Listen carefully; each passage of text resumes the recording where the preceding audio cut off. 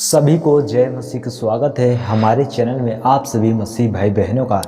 तो आज के हम जानेंगे परमेश्वर के वचन से। जैसे मेरे मसीह भाई बहनों, मैं आप सभी से बताना चाहता हूं कि जैसे देखिए, जब प्रभु यीशु मसीह को लोग विश्वास करते हैं, ठीक है, यहाँ पर जब विश्वास लोग करते हैं तो लोगों पर उपद्रव आता है, मनुष्यों का नाम धराई होती है, बहुत सारे बदनाम होता है, ठीक है। लेकिन मैं आपको बताना चाहता हूँ ये क्यों होता है। सिर्फ आपको उस विश्वास को पकड़ने के लिए होता है, ठीक है। अगर हम उस विश्वास को पकड़ लेते मेरे प्रियो, हमें निंदा अपमान कुछ भी करे, हम उससे पीछे कभी नहीं हटेंगे, ठीक है।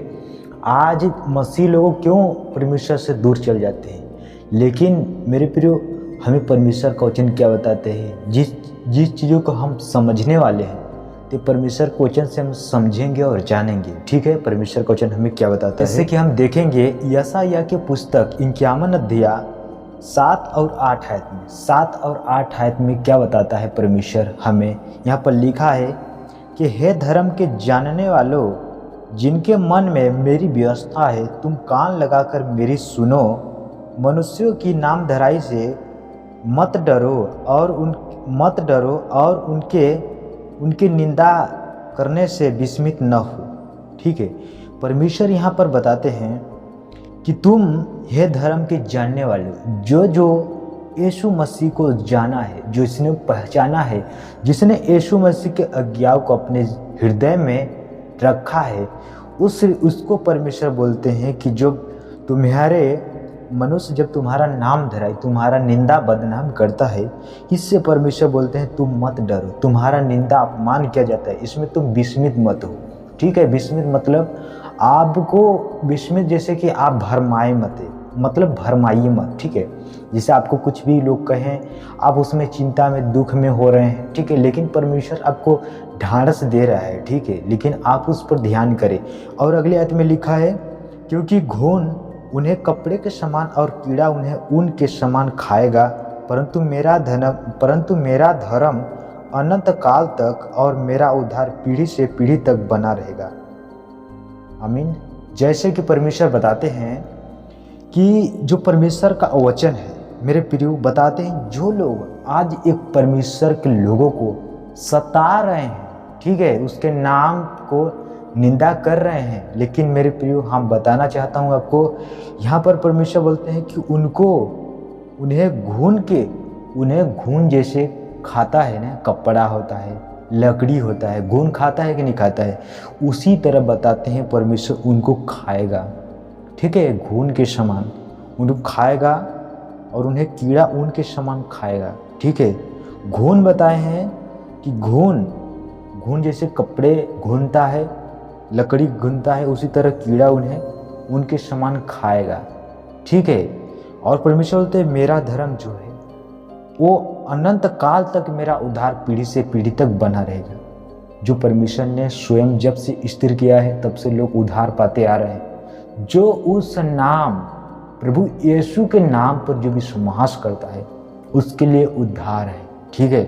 एक मसीही निंदा अपमान से न डरे, क्योंकि वो मृत्यु से पार हो चुका है, वो जीवन में पहुंच चुका है, उसको प्रवेश करने की जगह पहुंच चुका है। इसीलिए मेरे मसीह भाई बहनों, आप इस निंदा अपमान से मत डरें। मैं आपको सच्चाई बता रहा हूँ।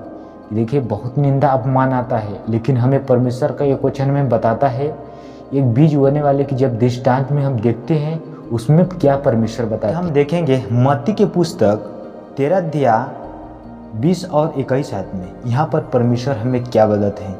जब यीशु मसीह ने दृष्टांत के बारे में व्याख्याओं को बताया, जब समझाया अपने चेलों को, वहाँ पर बताता है, लिखा है 20 आयत में लिखा है, और जो पथरीली भूमि पर बोया गया, यह वह है जो वचन सुनकर तुरंत आनंद के साथ मान लेता है, जिसे पथरीली भूमि पर, ठीक है। और अगले आयत में लिखा है, पर अपने में जड़ न रखने के कारण वह थोड़ी ही दिन का है, और जब वचन के कारण क्लेश या उपद्रव होता है तो तुरंत ठोकर खाता है, तो इसीलिए क्या करता है, वो छोड़ देता है। लेकिन मेरे मसीह भाई बहन बताना चाहता हूँ मैं आपको कि ये ठोकर खाते हैं लोग, लेकिन मैं बताना चाहता हूँ आप तो विश्वास कर चुके हैं यीशु मसीह पर, तो आप इसमें विस्मित क्यों हो रहे हैं? बताइए, मैं आपको बता रहा हूँ, इन चीज़ों को आपको ढाढ़स दिला रहा हूँ। देखिए, ये मनुष्य को होता है ऐसा, जब व्यक्ति यीशु के पास जब विश्वास कर लेता है तो उसके ऊपर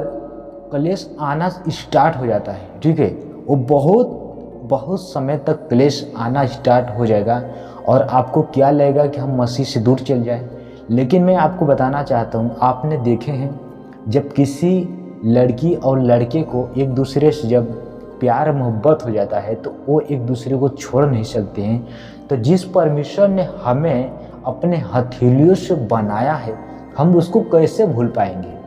आप सोचिए, आप भी, आपके पास विवेक है, आप भी सोचिए कि जब एक लड़का लड़की का प्यार इतना बड़ा सच्चा हो सकता है तो हमारा जो यीशु मसीह जो जीवित परमेश्वर है, हम उसके लिए क्यों नहीं कर सकते हैं?